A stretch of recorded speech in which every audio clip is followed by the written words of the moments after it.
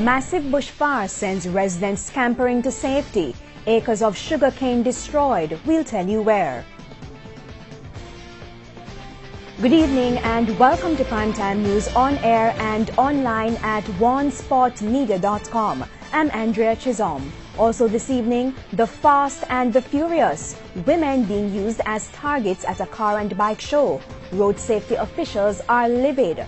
And is CARICOM having financial problems? We put that issue to those leading the charge. There's also the business review, sports and weather in this newscast, so stay tuned. The news in detail right after this break.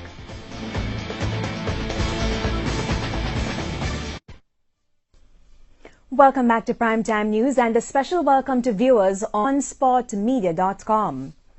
We begin this evening with dramatic images of a raging bushfire which left one organization counting its losses and residents sprinting to safety. The fire destroyed acres of sugarcane at the Ebony Park Heart Academy and Training Institute in Clarendon. Here's TVJ's Anthony Lugg with the details. Residents of Ebony Park in Clarendon look on as firefighters try to put out a bushfire in the community Saturday evening. Hours earlier, they were sent running from their homes as thick black smoke covered the area shortly after 3. Everyone have to run out of their home. On the street, my son, eyes turned red, started to vomit. I don't really know what I know you could see this somewhat miles away coming, until it come with the fire. And I don't leave out tight, me and my father. So my rag here, I wet it, I had a glass here over my eye, because I decide say, I protect me and my neighbors, Firefighters were kept busy as the fire spread into nearby cane fields. 12 acres of cane were destroyed at the Ebony Park Heart Academy and Training Institute.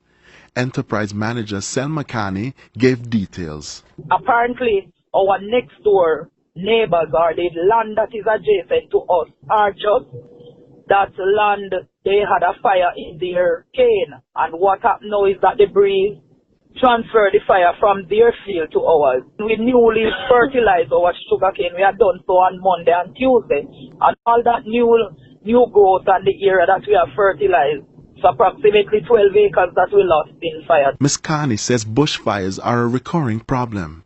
Most of the time, whenever our cane is in a mature state, we would normally elicit fire, would always, especially in this time, you have persons burning fire and sometimes. But it's the first we have lost so much, and in a state where the sugar cane would have already harvested. So therefore, we would have been losing because it cannot go to the factory. It's nothing that we can make our money from at the moment. Anthony Lugg, TVJ News. And 5 people, including 4 children, are now homeless after fire destroyed their home in St. Elizabeth. TVJ's Karen Morgan has that report. Tragedy after tragedy. And it's becoming unbearable for Lauren Bennett of Ivor Cottage in St. Elizabeth. A day before the funeral of her common-law husband, fire gutted her home, leaving her and her 4 children, ages 13, 16, 19 and 21, homeless. The fire, which started sometime after 1, burnt everything within the 2-bedroom dwelling. No one was home at the time. When me did, my sister-in-law, me get a call, say my house burned down by my mother. And when me come, me couldn't save anything. Miss Bennett says because the house is far away from the main road, it would have been impossible for a fire truck to get access. She also lost thousands of dollars in cash. Funeral was everything. Me not have nothing for wear, nothing for your funeral, no food, nothing. Everything lost, and me and the picnic. With nothing but the clothes on her back, Miss Bennett is seeking help to rebuild and to send her 2 children back to school in September. Me have to walk and bounce, there me get a little help. And I know we have to sleep at night time, nowhere. You have to walk around and bounce without clothes, food, nothing. So what happened to the children? Same thing. They left out.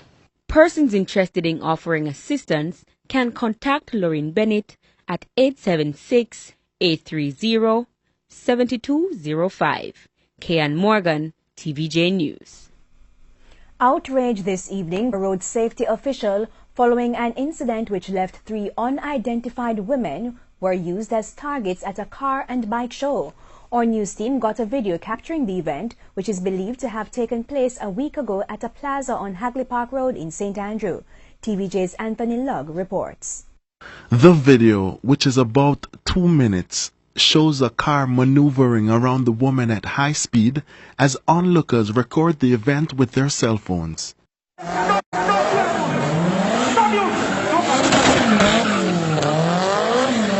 It gets more interesting.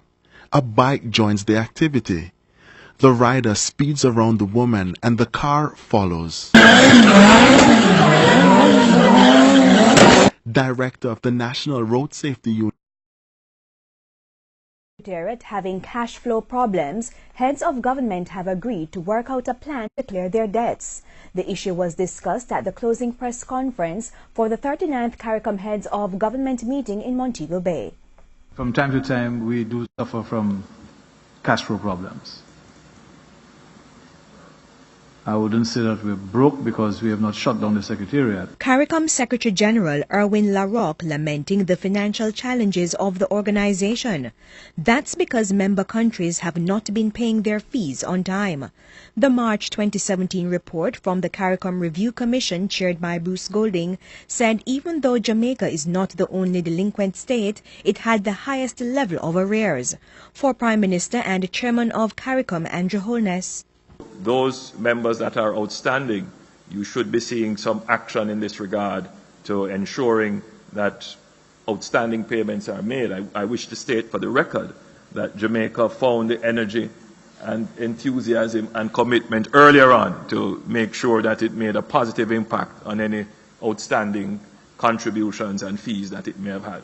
The report, which reviewed CARICOM, stated that Jamaica's annual contributions to the Secretariat, its institutions and agencies amount to $11.6 million, but its arrears at the end of 2016 total $47.8 million. $7.3 million of the amount is owed to the Secretariat and $40.5 million to various institutions and agencies. So, how much does Jamaica owe now? I cannot put a figure to it, but it's not inconsiderable. Minister of Barbados, Mia Motley, also underscored the commitment made by heads of government. Heads have taken a decision to accept our reality and to look at what are the best options ahead of us.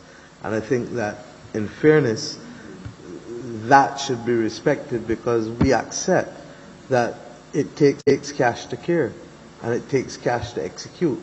With natural disasters becoming more frequent and intense, CARICOM member states will also be considering an increase to the budget of the Caribbean Disaster Emergency Management Agency, CDEMA.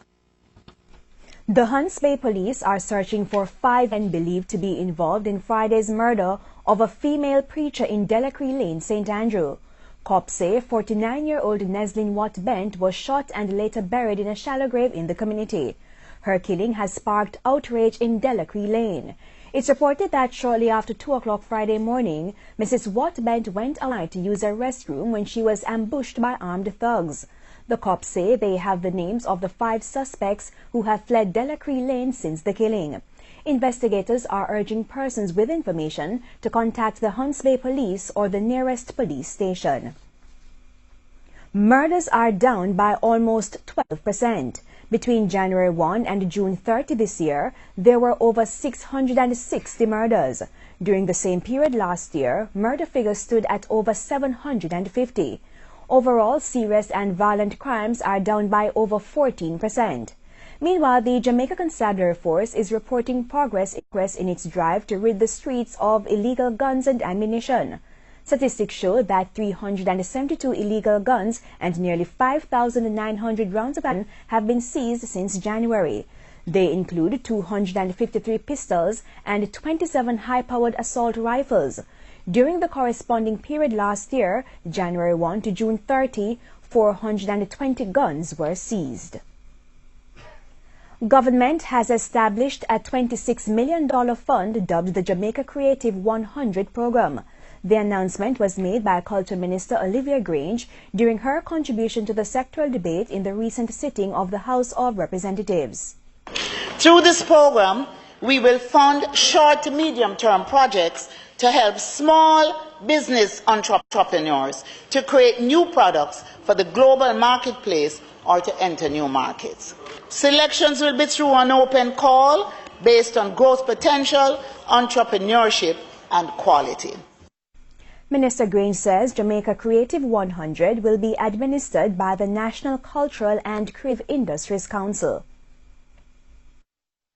The deliverables are the establishment of a digital distribution and promotion platform for Jamaican music, video, and fashion. The establishment of a Kingston Creative Media Village for increased visibility and accessibility of creative practitioners. The establishment of the Creative Skills Council and Skills Bank, and the establishment of a Culture and Creative Industries Fund for Jamaica. And still ahead in primetime news, the business review and international stories. So please stay with us. And it's now time for the business review. Mayberry Investments is looking at strategies to boost the value of its stock. Chief Executive Officer Gary Peart says for years the company's shares have been undervalued on the Jamaica Stock Exchange. So Mayberry is taking a different approach to fixing them. Details in this report. Speaking at a media briefing on Wednesday, Mayberry Investments boss Gary Peart addressed concerns of prospective shareholders regarding Mayberry's new initial public offering IPO, which opens tomorrow. In the last 3 years, Mayberry has added approximately $5 billion to its shareholders' equity, and the market has not responded by pushing up our stock. So what we're trying to do with the listing of MJE is to make it much simpler and hopefully unlock the shareholder value. He argues that the market is not responding to positive economic indicators. He says this makes it difficult to identify the true worth of a company's book value. We have a market where you have some analysts that want to buy stocks at an 8 PE, when an 8 PE corresponded to interest rates of 14%, when it corresponded to inflation of 10%. The last treasury bill that just closed below 2%. We've had a relatively stable dollar for over 18 months. Our inflation is trending below BOJ's range. It's likely to cut at 3%. The Mayberry Investment CEO lamented that the lack of investor interest in the equities market has also had a negative impact on the value of stocks. It's one of the reasons the governor of the central bank is reducing interest rates because, believe it or not, guys, we, the private sector, is not investing as much as we should. There's a term called velocity of money, and the velocity of money is slowing, which is reducing net credit in our economy. We are not investing as much as we should. In the meantime, Mr. Peart disclosed how Mayberry plans to use the money which will be raised from the IPO. What it means is that this $900 million goes straight to the capital base of Mayberry. So we're already compliant with all of our various regulatory authorities. With this inflow of cash, it makes us even more compliant and allows us to do significantly more stuff. For the Business Review, I'm Herman Green. And the primetime news package continues with sports right after the break. Karen Madden is standing by.